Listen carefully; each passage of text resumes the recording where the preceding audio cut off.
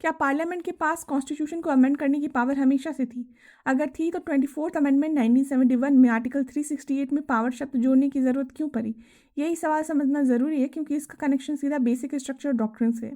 24th constitutional amendment 1971 के पहले जो इसका मार्जिनल हेडिंग था वो था procedure for amendment of constitution, यानी कि आर्टिकल 368 में प्रोसीजर बताया गया, लेकिन क्वेश्चन ये था कि power to amend the constitution कहाँ से आता है।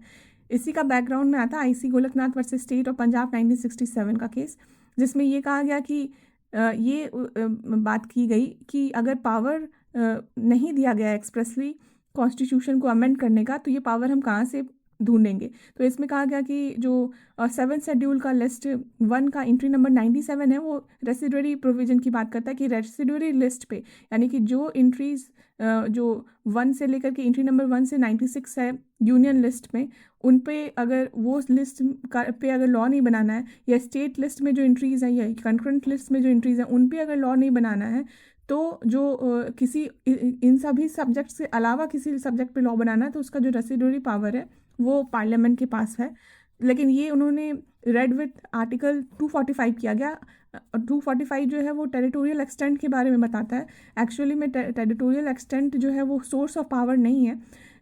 सोर्स ऑफ पावर जो है वो 246 है, और आर्टिकल 245 से सिंपल ये कहता है कि जब अगर पार्लियामेंट अगर लॉ बनाती है तो वो पूरे यूनियन के लिए पावर लॉ बना सकती है, या पूरे whole of the territory of India के लिए बना सकती है, या part of the territory of India के लिए बना सकती है। स्टेट लेजिस्लेचर अगर लॉ बना रही है तो होल ऑफ द स्टेट या पार्ट ऑफ द स्टेट के लिए बना सकती है लॉ। तो कहीं पर भी इससे ये नहीं पता चलता है कि ये आर्टिकल कॉन्स्टिट्यूशन के सोर्स, कॉन्स्टिट्यूशन को अमेंड करने के सोर्स के बारे में बात कर रही है।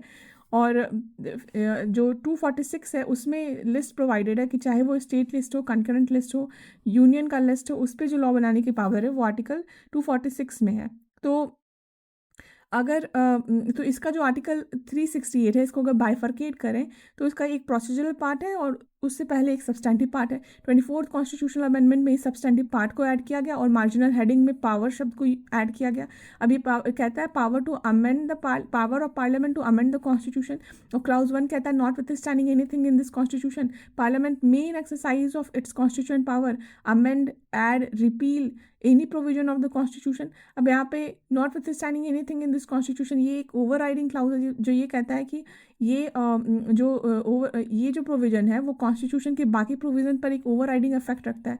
दूसरा जो वर्ड यूज़ किया गया कॉन्स्टिट्यूएंट पावर, तो क्या क्वेश्चन ये था कि क्या इसका पावर बिल्कुल वैसा ही है जैसा कि कॉन्स्टिट्यूएंट असेंबली का कॉन्स्टिट्यूशन बनाने को लेकर के ओरिजिनल पावर था। तो इस क्वेश्चन को आंसर करते हुए कहा गया कि नहीं, ये जो पावर है पार्लियामेंट का इंटेंशन था 24th अमेंडमेंट से अपने आप को एक सुपीरियर पावर देने का, अपने आप को बिल्कुल वैसा पावर देने का जैसा कि कॉन्स्टिट्यूएंट असेंबली की पावर थी।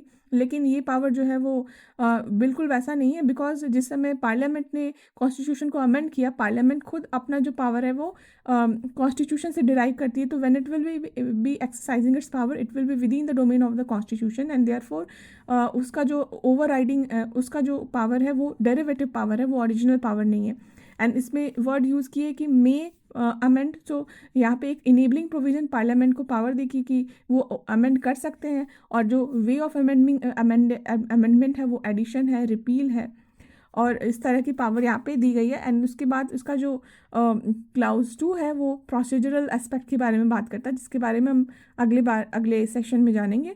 एंड जो पार्लियामेंट का जो पावर है यहाँ पे जो केशवानंद भारती का जो डॉक्ट्रिन है उसको समझना ज़रूरी है कि क्या पार्लियामेंट कॉन्स्टिट्यूशन के यहाँ पे जब लिखा गया है कि any provision of the constitution, तो क्या वो every provision of the constitution को अमेंड कर सकती है? तो क्या इसका मतलब कि पार्लियामेंट के पास जो पावर है वो अनलिमिटेड पावर है? और इसी को लेकर के आगे जो है वो बेसिक डॉक्ट्रिन का स्ट्रक्चर आया है, जिसको हम अगले सेशंस में देखेंगे।